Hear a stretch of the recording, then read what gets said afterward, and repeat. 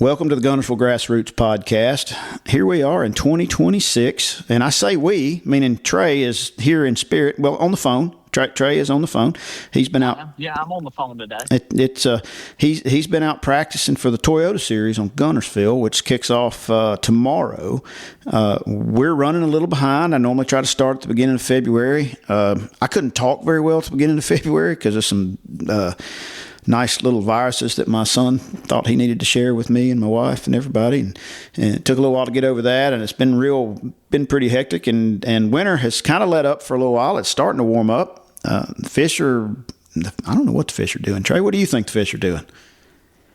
Man, you would think with this weather they're getting good and pre-spawn, getting ready to move up. I mean, I've been out on the lake a good bit, and that water temp, it was froze over at Guntersville for about a week, but now, I mean, it's warming up quick. It's almost in the 50s. So is it? Okay. The fish are straight pre-spawn. They're full-fledged pre-spawn right now. Days are getting longer, and it is starting to warm up.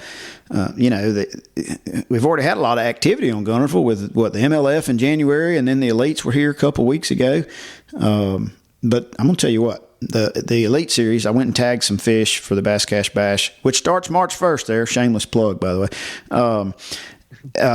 I went and tagged some fish on their release boat. And dude, that water was frigid. I mean, like frigid. And it's hard to believe that it's gone from being 39 to 50. I got out fishing for the first time last Friday afternoon for a few hours and saw anywhere from 47 to 51 on the surface. Yep. And these overnight lows staying in the 50s probably helps. And for sure. We definitely have a healthy supply of floating grass for this early in the year. Yeah, that is full-fledged going on right now. I can promise you. I've been practicing for the Toyota, and, man, that floating grass is something else. It'll make you want to just hang up all your rods and go home. Make you so mad you want to go to Smith Lake and catch small spots. No doubt, 1.5 pound spots. And I did that, actually, matter of fact. Did you? I was debating on that. You and I were talking before we started recording, and you said you went Saturday. There was a BFL with 200-something boats, and then Mike Carter had his rattlebait only tournament Sunday after that, and it was crowded. And you said it was hard to find a place to fish, right? Oh, I'm telling you. So I was out there on that Saturday. There was the trap tournament Sunday, so you had guys practicing. You had the BFL, and then you also have all the Toyota guys out there practicing for it. And I'm telling you, it was so bad I skipped docks on Guntersville for 30 hours because I couldn't even find nowhere else to drop the trolling motor. I was just like, holy smokes, which I also wanted to give, the BFL guys their space or whatever. But I was, trying to practice. But, man, it got overwhelming. I couldn't find nowhere to fish, so I just ended up just saying, you know what, I'm going to skip docks for a few hours and get out of everybody's way. Did you catch a fish skipping a dock? I would like to tell you that I did, but I did not, which is actually surprising. Most of the time, Guntersville's always so good, you can really do anything you want and catch fish. And I was actually pleasantly surprised I did not get a bite skipping docks, even a little one. I don't know what happened. And that's I don't know. I have not done a whole lot of that. I'll probably just go home before I have to do that on Guntersville. But yeah, on Guntersville for sure. That's kind of where the point I was. I was just like, I ought to just be sitting at the house watching YouTube or something.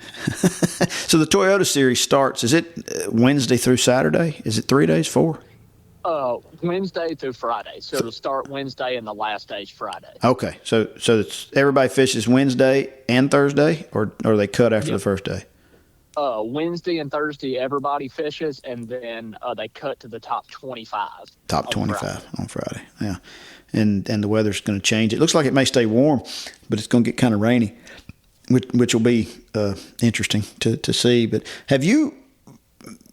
The one time I've actually fished, it was dead calm and slick, and the water's still really clear. Are you seeing the same thing out there? I'm seeing the same thing. A lot of the places that I'm fishing, I mean, man, you could see 4 feet deep in some place. I mean, the grass is like, filtered that water. I mean, it's chin clear. Like I was throwing a trap and the grass, and I looked down, I'm like, man, how shallow am I? I can see the grass, And I was in the grass was like 3 feet down, 4 feet down, but it's that clear, and it's that calm when the wind's not blowing at all. You can just see so deep, but it is in a lot of places. It's very clear. Do you think that clarity is having an impact on the fish's location, or do you think they still hang out in the same areas? They're just a lot spookier because the water's so clear. My opinion, I think it does change. Now, if you look at my career earnings, you would probably not want to listen to me. But I do think that changes it, just because, man, if you can see the grass, they can see you. I mean, that's just the way that I look at it. I think they set up a whole lot deeper when it gets that clear. And like I said, I could be wrong, but I truly do think that they get out in that, 7 to 9 feet rather than that 3 to 5 when it gets that clear. And particularly if it's calm. Yeah, especially if it's calm. Now, if it's windy and all that, then that changes a little bit. But when it's calm and you can see that deep, I think they do set up a whole lot different. Until that water gets up in the 50s or higher 50s, closer to spawn time or something, you think then it doesn't matter? When they get ready to spawn, it don't matter. They shoot straight up there and don't care. It's their time of year. They're going to do their deal and, spawn, and then it gets closer to my time of the year when they get out deep. And I kind of wonder with this water clarity. Last year, of course, it started raining in February and didn't quit till June, so we did not have super clear water, which kind of kept the grass behind as well. We touched on that. I remember last year, but I think with this clear water, some of them may spawn a little deeper and a little later. But I could be wrong. I don't have any career earnings posted anywhere, so what do I know? But you've won just as much as I have. Well, I'm twice your age, buddy. I should have. Speaking of career, let's talk Trey's fishing. Trey, you've added a little mix to what it is you're doing, changed up some of your fishing for this year. Tell us what you got going on. Yeah, so I'm swapping it up this year a little bit. I've been going at the opens real hard for going on 5 years. I've been, I think 5, maybe even 6. I've lost track of time, but I fished both divisions and all 9 and whatever format they changed it to. I fished the whole thing for 5-6 years. And man, I to be honest with you, and this, but for everybody listening, I just got so burnt out, man. I didn't enjoy fishing anymore. And especially after Okeechobee last year, I was like, man, I just need to slow down a little bit and take a break. I needed it mentally. I needed it financially. So this year I'm taking a little bit different route, and I'm fishing the Toyota series, which is coming, right around the house. Guntersville, Pickwick, and then Eufaula, Alabama is the farthest I'll go. But I'm excited to do that, stay home more. The reason I've been able to stay out there for as many years as I have is my title sponsor, North Alabama Mortgage, which I've worked there for the last 5 or 6 years. And now this past year, I got my loan officer license. So the more I'm home, the more I get to work, equals the more money I can make. So maybe in the next year or two, I can get back at it and fish the opens again. But so I've been staying home and focusing on work a little bit more and enjoying my time at home and fishing around the house. And that's kind of what I'm looking forward to this year. I've enjoyed it so far. Just, like I said, the financial stuff, traveling as far as we have to for them opens, man, it takes a toll on you, especially being away from home as well. Hey, you're getting old enough that sleeping in the bed of your truck on a mattress is not as appealing as it used to be, is it? I'm telling you, I missed my backup last year at Champlain. I'm 24 or 25 going on 50. My back is about 50 years old. That's funny. So back to what you were saying. You are a mortgage officer now. If somebody's wanting to buy a house, refinance, or do whatever, you're the guy. Absolutely, I am your guy. Like I said, I've worked for North Alabama Mortgage for 6 years now, and kind of took that role the beginning of last year. So I've been in that role for a while now, and I really enjoy it. I really enjoy helping people save some money and pay their house off quicker. It's fun, man. I really do enjoy it. I love the people I work with. And like I said, Brian's been a blessing to me and my family to keep me out there fishing as long as I can. So the least I can do is work for him a little bit longer. Oh, for sure. A little bit more. Yeah. I owe him that. Yeah, I guess we've got an appraiser and a loan officer sitting here having conversations. That's probably illegal somewhere, but we're only talking fishing, so I don't guess it really matters. So, we just can't talk about any deals. How's that? So, if somebody wants to call Trey or reach out to Trey to discuss a mortgage transaction, how do they need to get you? So any of my social medias, my Facebook, Instagram, you can message me on there, or my email is just Trey, Trey, at northalabamamortgage.com. You can shoot me an email, or like I said, any of my social media, just shoot me a DM, and I'll get right back with you and shoot you my number and give you a call, and we'll get you taken care of. Perfect. Yeah. Well, maybe. Well, I think we ended the season. We were up to like 6 listeners now, right? So that maybe 7. Maybe 7. Yeah, maybe 7. So maybe one of these 7 people that listen will need a little help from Trey. Let's say he may be the young guy, but he's working with a guy that's done it forever. That is definitely teaching him the right way to do things. So. I'm glad you're back. I'm glad you're fishing a little. I was worried about you later in the year. You told me I think I'm just going to quit. I've had enough. And I'm like, Trey, you can't just quit fishing. You can change it. I'm telling you, I was in a bad spot. I'll tell the listeners. I know I told you before we jumped on air, but yeah, I hadn't moved my boat in about 3 months or close to 4. And decided to move my boat the other day just to honestly make sure everything worked before the Toyota series, and went to the lake and had a blowout on the trailer, so pulled over and fixed that. I'm like, you know what? I'm not gonna let that ruin my day. I'm still gonna have a good day. I'm gonna have a great day. Get a mile down the road and my transmission goes out my truck, and I thought, you know what? I might need to retire. Maybe this is my sign that I should just hang up fishing. But I'm not. I'm here. I'm at Guntersville. I can start tomorrow. Maybe I can catch 20-something pounds of them, and I'll be happy again. Well, what Trey needs is a couple of loans to close to help pay for that transmission he just bought. So, what do you think it's going to take to win Toyota? Man, I hate to guess. The weights for the BFL were honestly a little bit lower than I thought they would be. And I know the water temp is back up close to the 50s now, or, low 50s to high 40s. But I think those fish are still in a weird mood, considering it was froze over last week. Mm-hmm. So I don't think it's going to take massive weight. I mean, it's Guntersville, right? Like, I think it's going to take 21 a day to make the top 25. I'm sure it'll take at least 18 and a half, maybe 19 to get paid a day. But I do think, and I guess the Elite Series weight right on the money. I said 22, 23 a day would win, and I truly think it will again. I think if you have 22, 23 a day in the Toyota, I think you'll be very hard to beat. Now, I do think I could easily see somebody catching a 27, 28-pound bag. I don't think they'll back it up. Right. Maybe with 27, 28, and then 20 and 20, something like that. Right. But and I could be wrong, but that's kind of what I'm shooting for, is that low to mid 20s. What are the scope rules on the Toyota? Oh, I'm sorry. I said what are the live scope rules for the Toyota series? So it's you can use it for 3 hours. Once you cut it on, it runs continuously for 3 hours, and you can't cut it on for an hour and cut it off and then cut it on. So once you cut it on, it runs for 3 hours, and you have to cut it back off, and you can't turn it back on again. That's the same as the BFL, though. Yep, same as the BFL. And that changes the game a little bit too.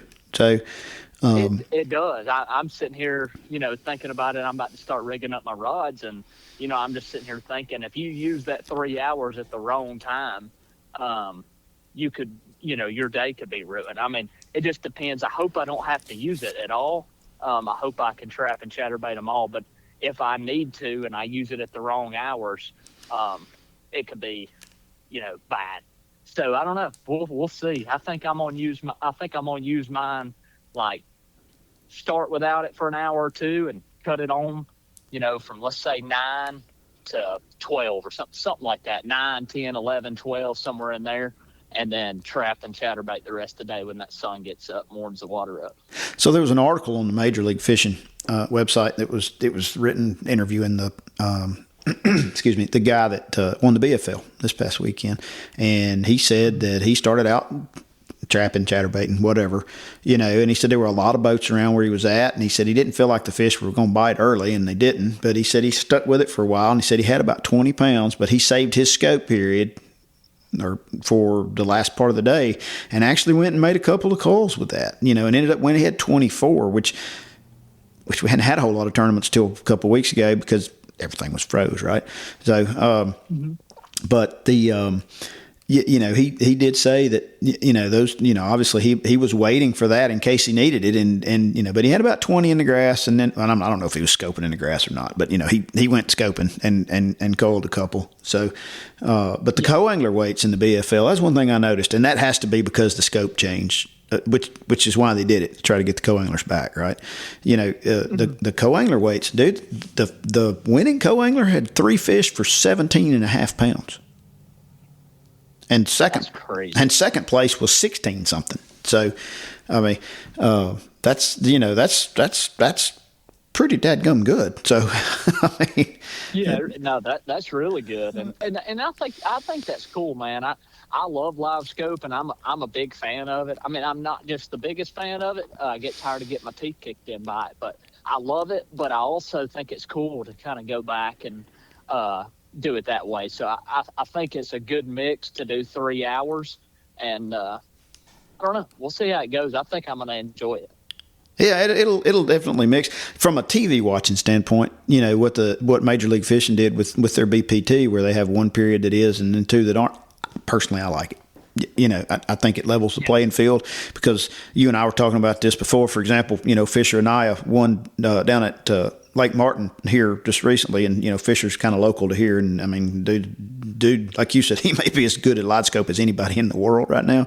I mean, he's a good fisherman in general, but he dang sure knows how to use that thing, and it just changes things. On a lake like Martin, I think you got to have it. I mean, the weights would have been horrendous without it. But I mean, for sure, yeah. But that's the thing. I mean, that's another one that's going to be fun to watch, though. That Elite Series with some of the young guys like Fisher and them that are so good with scope. I mean, we was talking about it before we jumped on here. I said I truly think Fisher might be the top 3 live scopers in the world. I mean, it's unbelievable, but it's going to be really cool to see how the Angler of the Year shakes out, because you got your young guys that are going to catch it with scope, right? You got your older guys, like G or Greg Hackney, that's going to catch them at the Tom Bigby Rivers and stuff. It's going to be cool, man. I think it's a good mixture. So, it will be interesting to see how that plays out. And I got one question for you: fuzzy dice or no fuzzy dice? Are you a fuzzy dice believer yet, or whatever they call those stupid little things they're throwing now?